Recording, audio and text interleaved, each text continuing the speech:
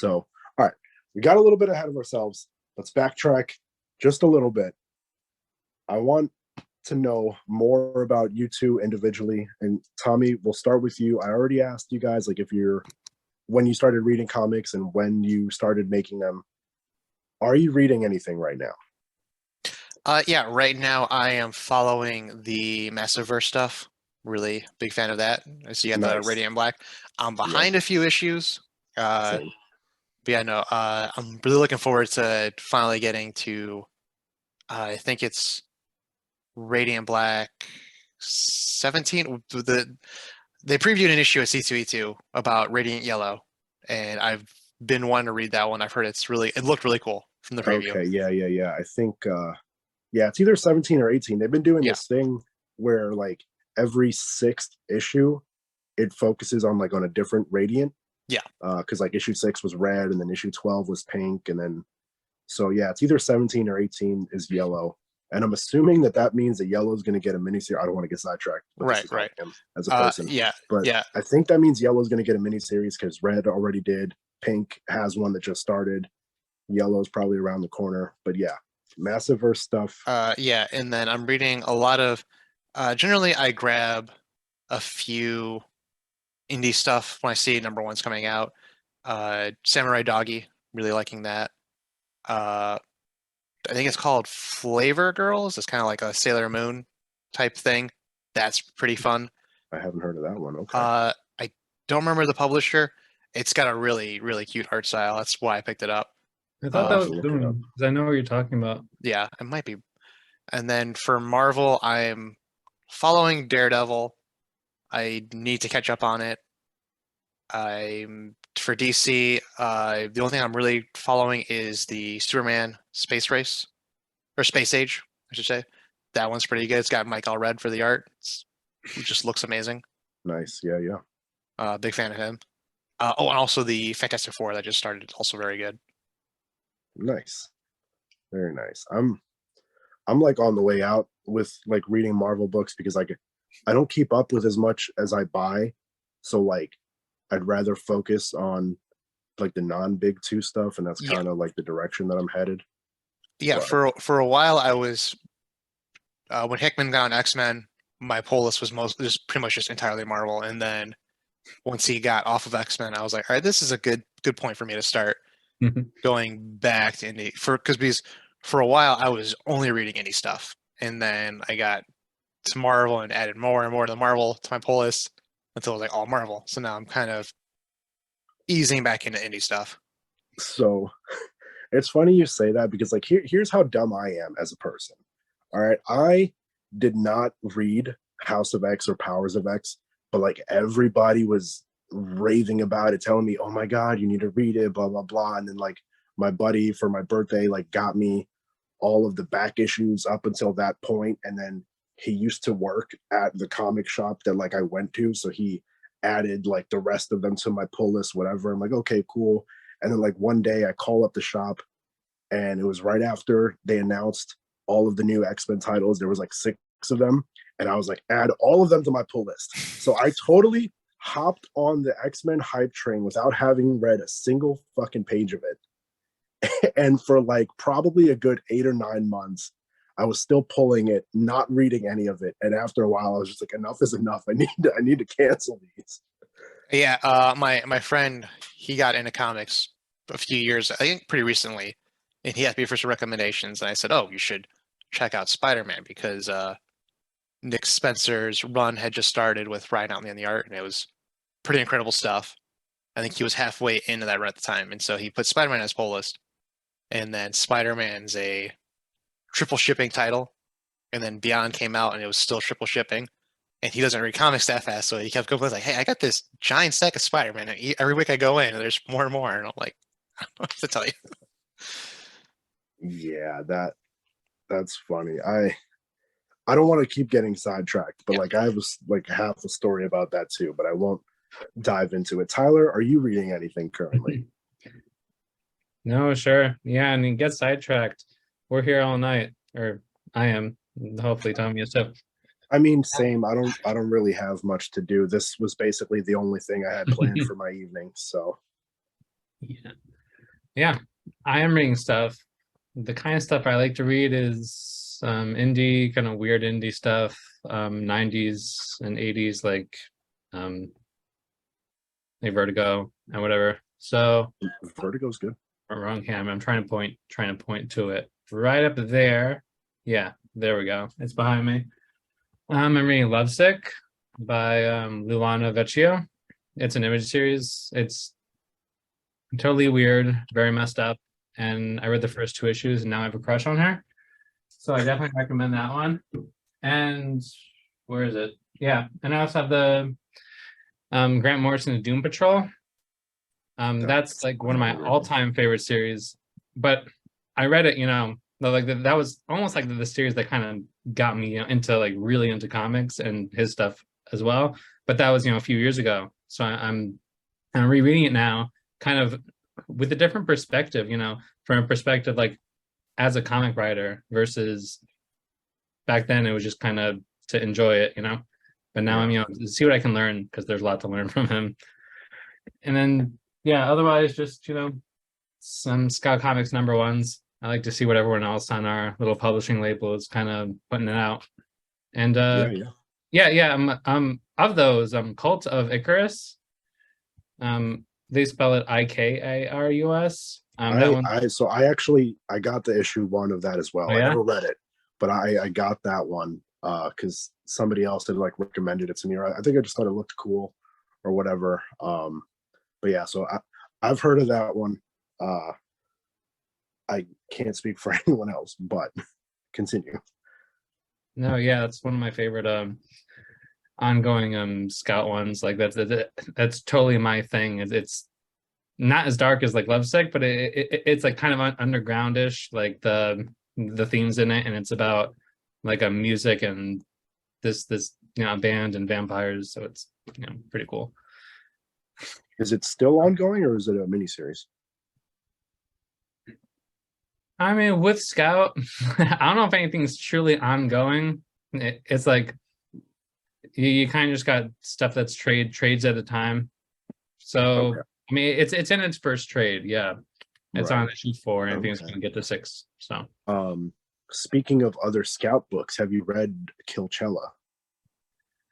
I heard of it. I don't even know if that is that one out yet. Yeah. Oh. I got it right here. Yeah. I didn't know, but that's been getting a lot of attention. I have it right here. I thought a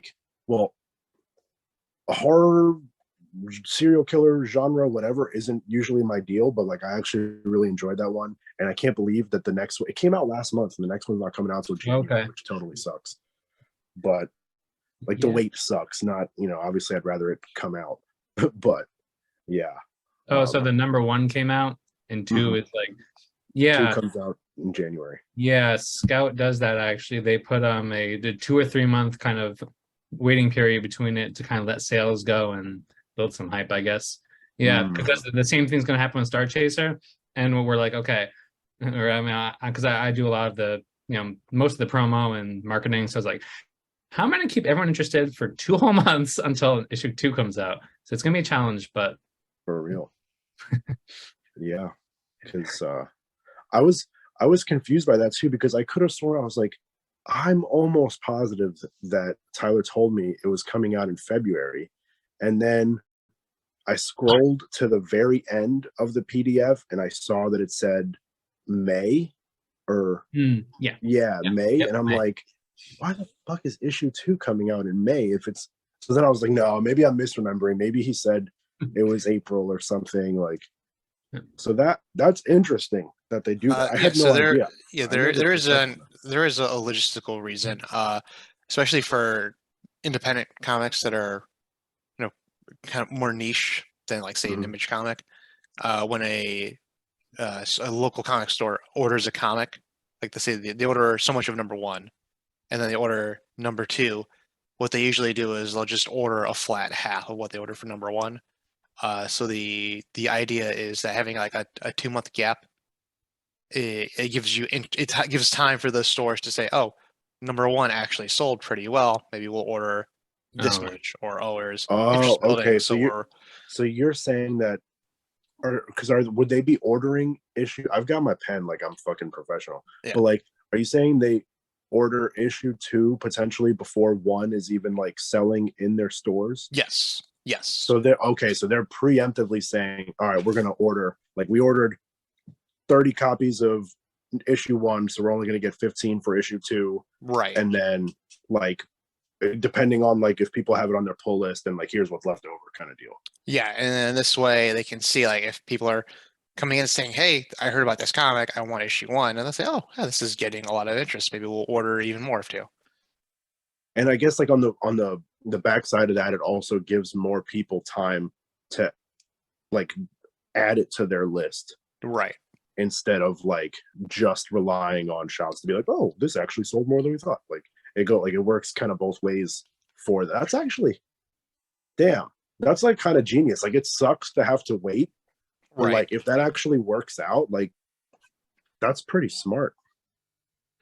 Because I've seen before on like Twitter and stuff, people say that, I think there was like one comic shop specifically, I saw them tweet that after issue 3, unless it's like in someone's pull list, they don't even order those books anymore because of like how much the sales fall off after that number. So like I guess that like the method that Scout's using there is to kind of combat that. That's Right. Yeah, they want to get some interest going between 1 and 2. very nice. All right. So last question, and then we can get down to business, talking about the book. Tommy, I'll ask you first. Who is your favorite writer, comic writer, and favorite artist? And if it's a duo, like that's also an acceptable answer. So I would say I have a few for writer. Maybe a little cop out. I would say Grant Morrison's probably number 1. Depending on my mood, I would put Kirkman next to Grant Morrison. Yeah. Same. I think a lot of my writing kind of, I feel like I take more inspiration from Kirkman. Kind of just, he'll take these crazy ideas that you would like, you would read in a normal, like a regular book, be like, this is ridiculous, but he takes it with such sincerity that it's like, okay, I'm in. So I would say Kirkman and Grant Morrison for sure. For artist, I know I liked David Aja on the Hawkeye's Fraction, or Fractions Yeah. Hawkeye. Yes, I like the more stylized artists. I'm kind of drawing a blank right now, but I know Aja I really liked. Ryan Otley, he's also one that I quite like. He's up there for me. I've got a poster of his signed. I think Tyler got from me from the New York Comic Con. Nice. Yeah, so yeah, definitely Kirkman and Otley for sure, the Invincible duo. Yeah. I almost wore my Invincible shirt today. That would have been fitting, but oh well. What about you, Tyler? Who's your favorite writer and your favorite artist? Well, yeah, you can tell there's a reason why Tommy and I are this very close-knit collaborative duo, because he just took both my answers. Both my number 1s is Grant Morrison is the king in my eyes. But especially his early indie stuff is really what kind of opened my mind to how kind of weird but still engaging comics can be. Let's see, writers. I'll come back to like if I think of like other ones as well. Yeah, and Brian K. Vaughan is kind of who I discovered first. Saga and Why the Last Man were ones that I read while I was working at Midtown, and especially Saga. I was something about the whole aesthetic of Saga really connected to me, who was really big into indie music and bands. Kind of that's I had mentioned that before. That's where I kind of come from, being like a fan of that whole scene, and something just really translated, I guess, through the aesthetics and the even the logo font, because I'm a graphic designer. That Phonographics lettered that whole series, and he made the logo as well. But I guess those two. And artists, he took me answer again. David Aha. Tommy and I bonded a lot over the Fraction Aha Hawkeye run. That's still my, actually I got the trade over here. It's like one of the only two Marvel trades I have up here. I'm not super bringing it to Cape, but that one, is because David Aha in the Hawkeye run, he did a lot with graphic design kind of elements, and that that spoke to me, like how it can translate into a comic. And I mean, I like stuff that's even more stylized than you, Tommy. Like Ashley Wood, even from before comics, I was a huge Ashley Wood fan. I have a thing. I still can't point. All right, there we go. Yeah, there's a little poster up there. That came with because Ashley has a whole. He's always been doing like those designer toys, and he had a whole line called Adventure Cartel, and that is a poster that's like an insert, and it's a whole comic. But he does some comics too. He did Tank Girl and Zombies versus Robots, and yeah, stylized stuff. Yeah, Richard Case too, who did the art on Doom Patrol. That's very consistent. That's not super stylized, but it's like not realistic. It's kind of in the middle. Okay. Right. I mean, I think those are all, from both of you collectively, those are all good answers. I mean, Tommy and I, like, I don't know that Otley's necessarily my favorite artist, but like he's up there for me, and he's kind of like one of those like wish list artists if I ever wrote a comic like type deal. And Kirkman is probably my favorite, I feel like almost by default, just because like I've read more of his work than like anybody else's, I feel like. But nice. So, all right. Oswald and the Star Chaser.